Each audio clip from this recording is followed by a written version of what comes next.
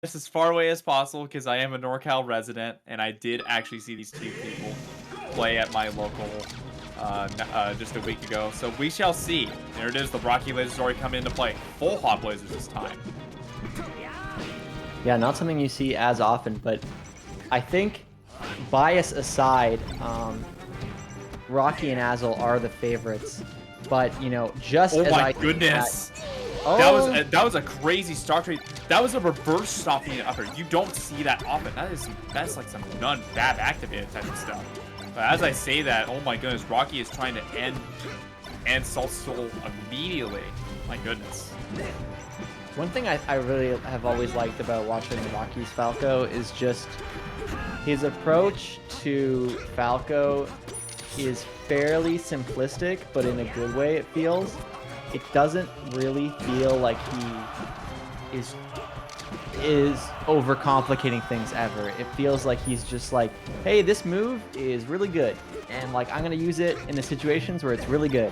And like, you know, when I'm gonna edge guard like in this kind of same way. And it, like not that he's not creative, but like just kind of he plays Falco in a lot of ways the way I think like kind of Falco should be played, where like Falco has just a lot of broken stuff that like you can really leverage, and if you're smart about like when you pick and choose like where you use it, it can be very powerful. It doesn't need to be this like crazy kind of gimmicky forcing situations. Wow. There are those good options on display. You just got a good string all the way into a forward smash to end Salt, and then he goes and uses the 4B to go and end Justus. I mean, you're seeing so many different ways of how Rocky can just utilize his character. You notice that he used Shine to help get a combo for Azel. Absolutely insane awareness. Yeah, definitely. Talk about knowing your character in every sense of the word. Yeah, he just goes for a lot of moves that I feel like I don't know. It's like they always seem like you know, like the meme I guess is like simple and clean, but like it actually does, like that's I think what his net play tag is. It is. That was actually his Anthers Ladder Smurf tag at one point. So he definitely is playing simple and clean, and lives up to the name quite well. But like, oh, that's a favorable trade like, as I say like, that. oh, you know, like I guess you can just like forward smash there, or like, oh, yeah, you know, like I guess if you like fade back there, like that's pretty good. Like, okay, you know, I should do that more often, and like he just kind of does just good stuff consistent. That forward smash, beautiful, like so intelligent. That was just the thing of beauty. It's like he just knew that Azel's gonna be. It's like, okay, I'm gonna get this opening. Azel, just go and just pass it. It's like, you know, it's like you make the play in basketball. It's like you go and pass it to like your primary like your playmaker, and it's like, okay, I'm gonna be right here, and I'm gonna go and shoot. Pass me, and I'm gonna shoot the three. That's exactly what happened there. Is that Azel, you know, Rocky made the pass, and Azel was like, okay, I'm gonna pass it to you back, and then Rocky makes the three-pointer with that forward smash. Yeah, I really think like whenever we talk about something being kind of like simple, in a game like Melee, that is usually the result of a lot of technical knowledge and experience. So, you know, let's say for example, Rocky goes for that forward smash, and it's like, damn, like forward smash makes a lot of sense there. But the average player, they think, what should I go for here? And they go for something that like just doesn't make sense. It's the most complex. It's the most complex thing ever. It's like you do like Shine into like up tilt or something like something crazy. It's like it's too overwhelming to handle. It's like your brain can't process it. As I say that, oh my goodness, the Shine weak turnaround reverse bear from Rocky. Oh my goodness, and rolled out. You know, it's simple and clean, but he's got a bit of bag of tricks up his sleeve. Absolutely, that's what I mean. I just think that like the stuff he uses, it's like, I guess a good way to contrast it would be a player like, say, Bobby Big Balls, where Bobby is like the opposite in every way. Like he'll come up with these creative, super like clever ways to extend a combo, but then sometimes it's also like, dude, just forward smash, man. Like we don't need to be doing this. And so you know, it's kind of like a pick your favorite kind of style. Like there are strengths and benefits to both. Bobby is able to see like you find the perfect like 10 out of 10 answer to a situation, where maybe Rocky chooses the 7 out of 10 answer that's still pretty damn good, but like it's consistent. You know, that adds up. It's consistent. So I don't know.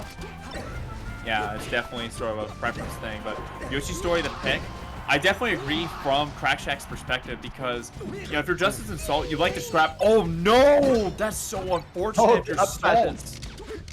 Yeah. That's so unfortunate because, like, when you're scrapping out like that, Needs can go and kill Azel and Rocky around like 30 or 40. It's like, if anything, if you're Justice, just go and try to set up Salt to get the knee or get those openings. But Rocky and Azel are just not letting him. They're smothering him. Look at the percent tacking on. Salt's dead. No, I know. And like the crazy thing about this is like, this is not to discredit Rocky at all. But Rocky there, he did 8 back airs and then like a single up tilt. And it's just like, that's pretty simple, man. But like, It is. he's picking the right move every single time. He's where he needs to be. Like, I'm telling you, if I plug in my controller and I just start back airing like I'm trying to be Rocky, it doesn't work, man. It doesn't work. So there's some magic to the madness here, man.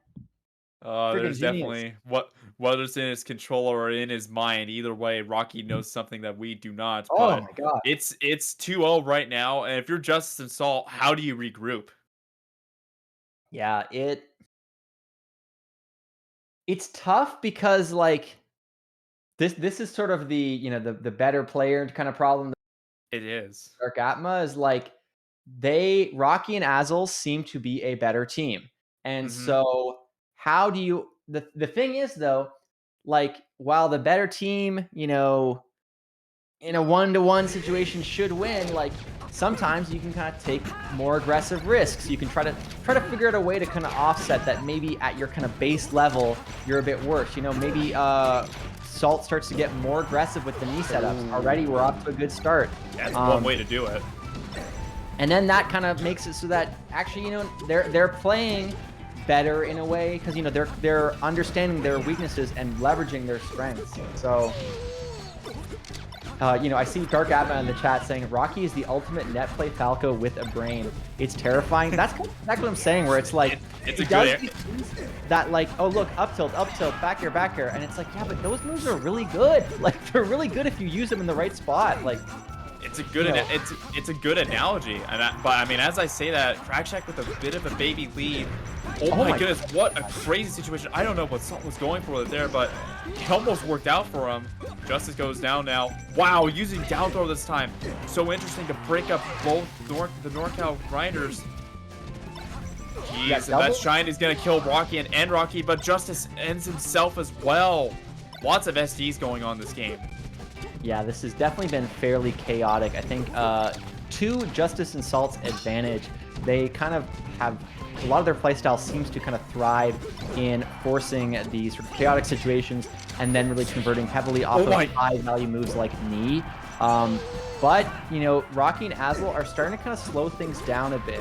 It hasn't felt as sort of chaotic as of yet, and I think for good reason. Rocky playing patiently on the ledge there, lasering, not overcommitting aggressively on shield, and gets a grab of all things. Oh no! Look at that, man! Look at how good that was. I don't know, I don't know how else to describe it. Like that was insanely good, but a bit of an assist from Salt. He accidentally edgeguarded Justice on his own there. Rocky with no jump, but Randall with the assist. Magic number. Yeah, and once again, edgeguard situation for both players. I think they are correctly just letting the Fox player get back so that they can protect each other. Rocky on his last stock, and he's wanting to push that as far as he can. But are they going to get a 3-0? I want to mention also how good of a stock tank Azel has been to go and finally be on his last stock now. And if you're Justice, you got a bit of a mountain to climb. You got to get a good hit on one or the other in order to make this definitely doable, because Rocky is just not going to let him. Neither is Azel.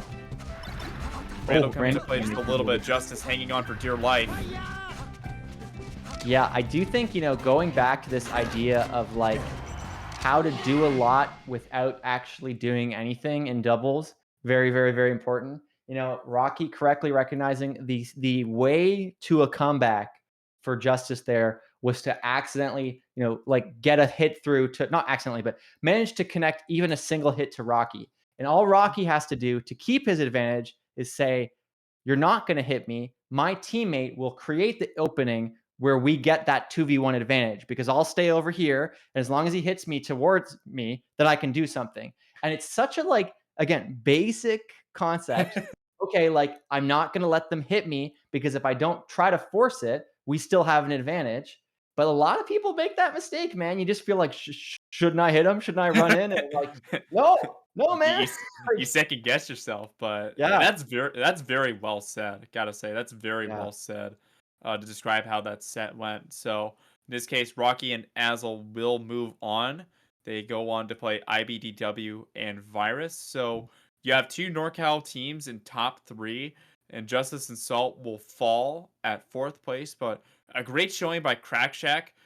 Every time I've seen Justice streams, he's always streaming doubles, it seems like. So those two players in particular are just doubles grinders in their own right. And I'm really looking forward to see what they have to do next because they put on a great showing just to get to fourth place.